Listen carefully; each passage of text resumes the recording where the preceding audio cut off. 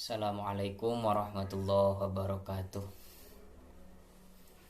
Alhamdulillah kita semua bisa dipertemukan pada hari ini.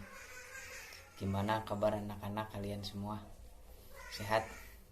Bapak mendoakan kalian mudah-mudahan selalu ada dalam kesehatan. Amin ya Allah ya rabbal alamin. Baiklah, pada pertemuan kali ini semoga kalian semuanya hadir, kalian semuanya menyimak, kalian semuanya memahami, bisa menerapkan dalam kehidupan sehari-hari. Pertemuan pada hari ini yaitu mata pelajaran akidah akhlak mengenai menjadi hamba Allah yang berakhlak. Lalu Bapak akan menyampaikan hal-hal yang akan dipelajari kita hari ini.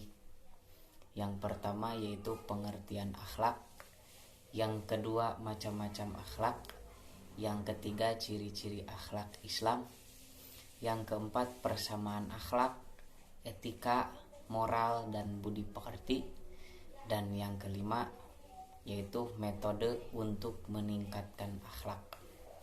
Itu yang akan kita pelajari pada hari ini. Selanjutnya tujuan pembelajaran pada pertemuan kali ini, yang pertama, kalian dapat menjelaskan pengertian akhlak. Yang kedua, bisa menyebutkan dalil yang berkaitan dengan akhlak. Yang ketiga, dapat menjelaskan akhlak dalam konsep Islami. Yang ketiga, siswa dapat menyebutkan ciri-ciri akhlak Islam. Selanjutnya, dapat menjelaskan metode-metode peningkatan kualitas akhlak. Dan yang terakhir, dapat membiasakan meningkatkan kualitas akhlak. Masuk kepada pembahasan yang pertama adalah pengertian akhlak.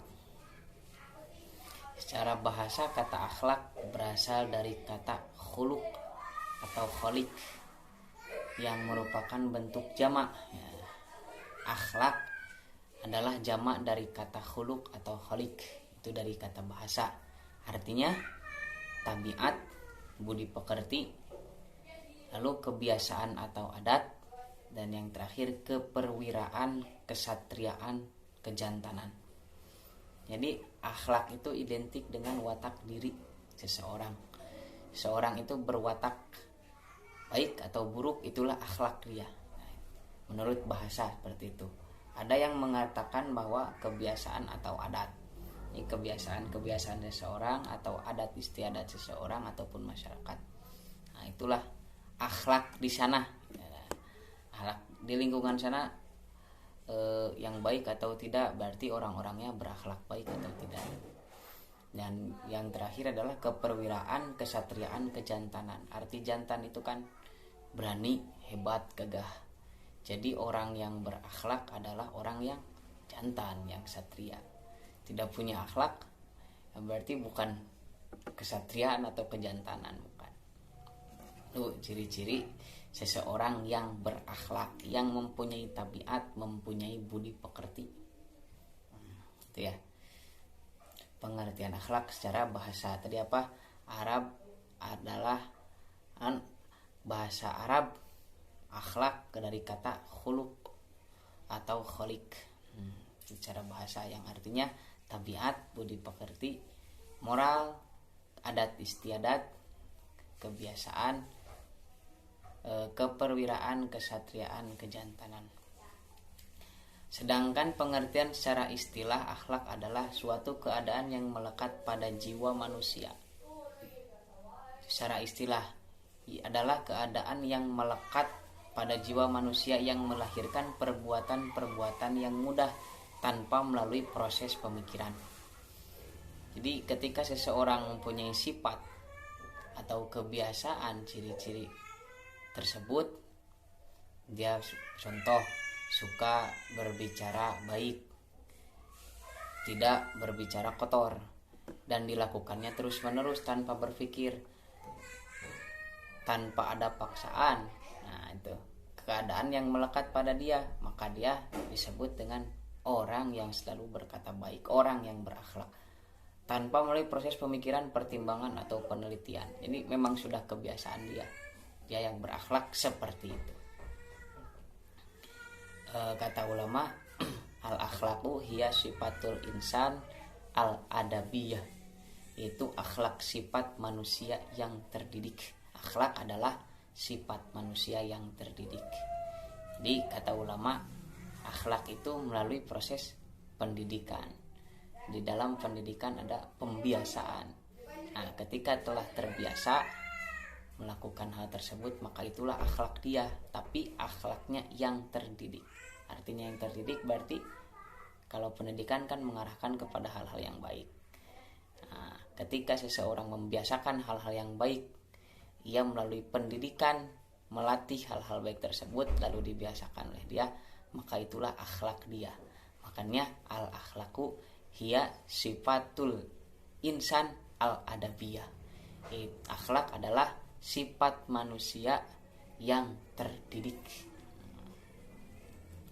Lalu syarat perbuatan baru disebut akhlak. Tadi kan akhlak kebiasaan yang melekat pada diri seseorang. Nah, ini ada kebiasaan baru. Apakah itu disebut akhlak atau tidak? Nah, itu pada diri seorang tersebut. Yang pertama, syarat disebut perbuatan akhlak dilakukan berulang-ulang. Tidak melakukannya tidak jarang gitu. Tapi terus-menerus berulang-ulang dia melakukan hal tersebut, itulah akhlak dia. Walaupun hal tersebut merupakan sesuatu yang baru yang ia lakukan, tetapi dilakukannya terus-menerus, nah maka itulah akhlak dia. Syarat yang pertama. Yang kedua adalah perbuatan itu timbul mudah tanpa dipikirkan atau terlebih dahulu. Nah itu karena sudah kebiasaan, dia melakukannya mudah. Terbiasa memberi infak kepada seseorang tiap hari Jumat.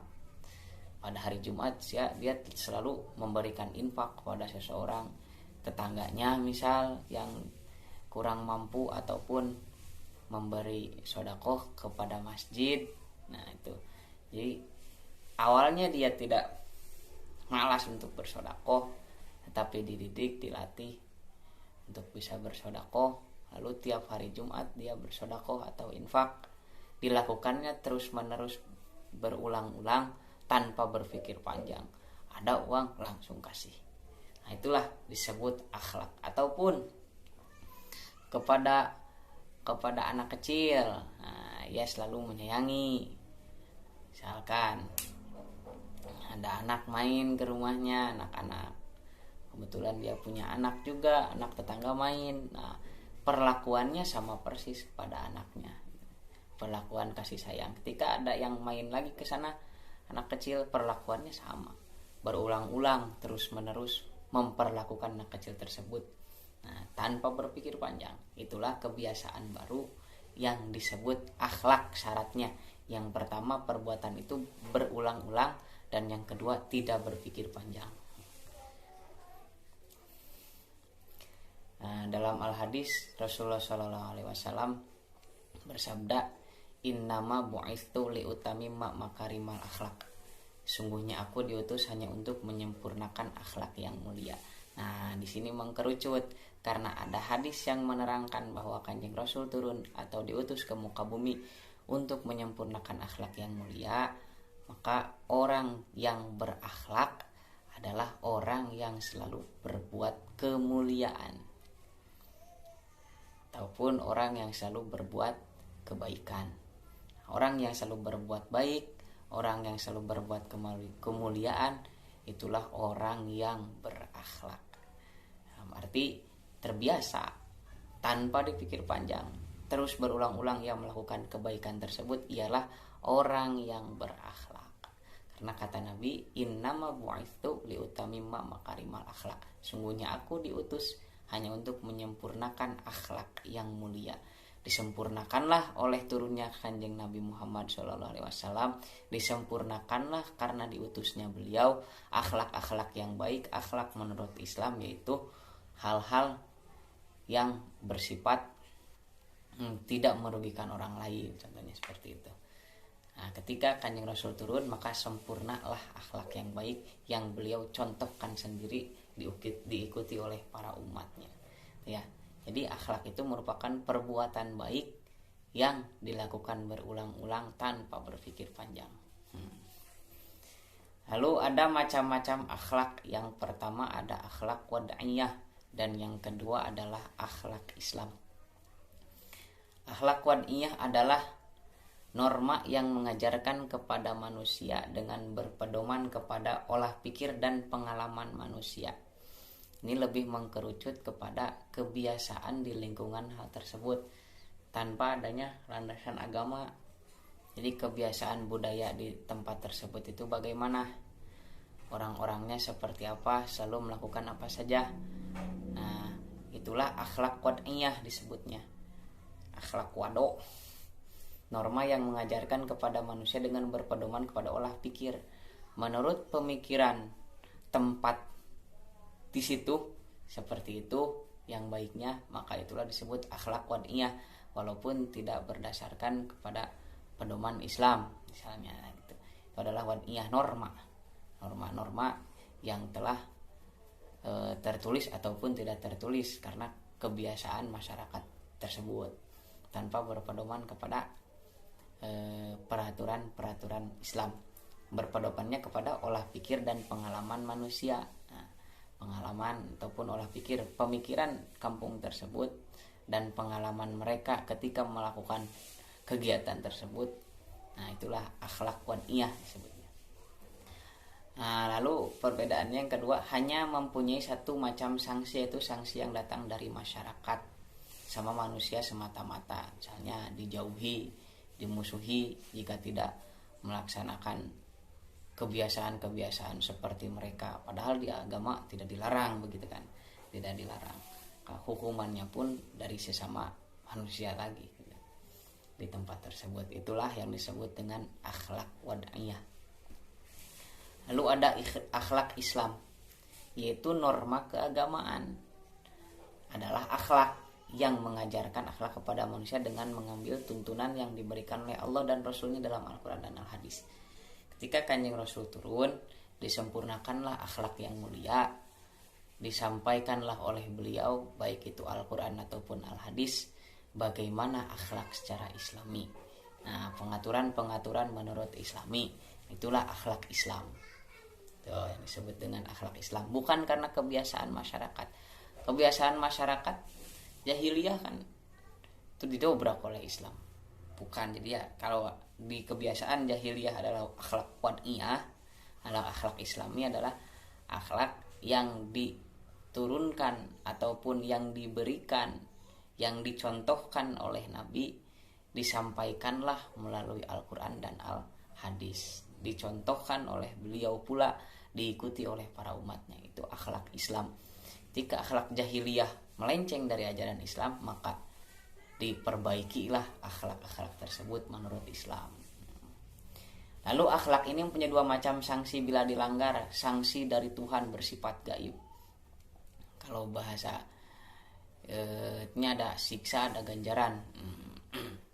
Jika seseorang melaksanakan kebaikan akan diberi pahala atau ganjaran, melaksanakan kejelekan atau kebiasaan yang buruk akan disiksa ataupun diancam.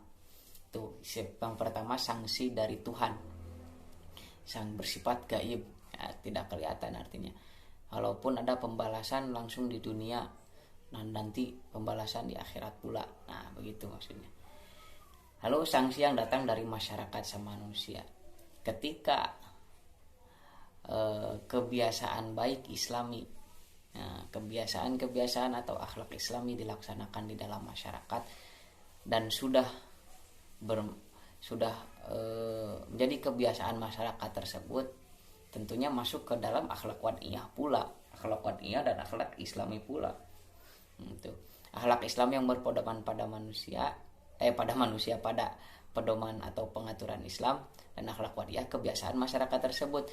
Pengaturan akhlak Islam lalu diterapkan oleh masyarakat, otomatis termasuk pada Islami dan wad'i. Nah, ketika tadi wad'i dilanggar, maka masyarakat akan menghukum dia. Ketika akhlak Islami dilanggar, maka Allah dan Rasulnya menghukum, serta masyarakat tersebut juga akan menghukum, minimal dijauhi.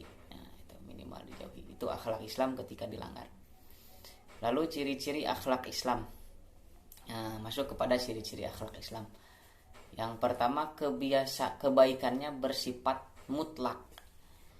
Jadi walaupun kebiasaan tersebut dipandang aneh, tetapi itu kebaikannya bersifat mutlak. Al khairiyah al mutlaqoh, tidak bisa diganggu gugat, baik hal tersebut. Lalu kebaikannya bersifat menyeluruh, as-solihiyah al ammah. Akhlak Islam jika diterapkan di suatu masyarakat, minimal lingkungan kelas kita saja. Kalian para murid-murid di aliyah kelas 10 berperilaku atau berakhlak Islami, maka satu kelas akan damai, akan tentram, bersifat menyeluruh. Bukan salah satu dari kalian saja, tetapi kalian semua pun akan damai. Tidak akan berantem, tidak akan cekcok, kurang pemahaman diselesaikan, perdebatan bukan mencari kemenangan tapi mencari kebenaran. Nah, itu karena akhlak Islam itu bersifat ammah, as-solahiyah ammah, kebaikannya menyeluruh. Lalu tetap dan kontekstual. Maksudnya apa? Sudah diterapkan dalam Al-Quran dan Al-Hadis. Itu undang-undangnya ada di dalam Al-Quran dan Al-Hadis. Bagaimana berperilaku kepada sama manusia, berakhlak kepada manusia, berakhlak kepada Allah Subhanahu wa taala. Bagaimana akhlak kita kepada adik-adik kita, orang tua kita, kakak-kakak kita, itu sudah ditetapkan dan kontekstual, sudah tetap di dalam Al-Quran dan Al-Hadis. Lalu ciri-ciri akhlak Islam selanjutnya, kewajiban yang harus dipatuhi, al-ilzam al-mustajab. Kewajiban harus dipatuhi. Ketika tidak patuh, ya otomatis tadi ada sanksi siksaan, baik itu bersifat gaib ataupun sama manusia, akan dijauhi. Bersifat gaib akan disiksa, nanti diancam. Nah, itu kewajiban yang harus dipatuhi. Selanjutnya ciri akhlak Islam adalah pengawasan yang menyeluruh, ar-raqabah al-muhithah. Raqabah kalau dalam bahasa pesantren, jika kalian ada yang pesantren, kalau tahu bahasa raqabah sing dibahasakan muraqabah, itu diawasi, maksudnya Allah selalu melihat kita, Allah selalu memperhatikan kita, Allah selalu mengawasi kita. Orang yang berakhlak akan diawasi oleh Allah sekaligus dengan rahmatnya. Perilaku manusia satu persatu, tiap individu selalu diawasi oleh Allah. Apakah dia melakukan kebaikan atau kejelekan, terus diawasi. Makanya akhlak Islam, orang yang selalu berakhlak Islam, pengawasan yang menyeluruhnya kepada ketika diawasi dibarengi oleh rahmatnya Allah. Nah, itu dia. Kalau akhlak wadiyah kan, masyarakat kadang-kadang tidak ada yang tahu gitu.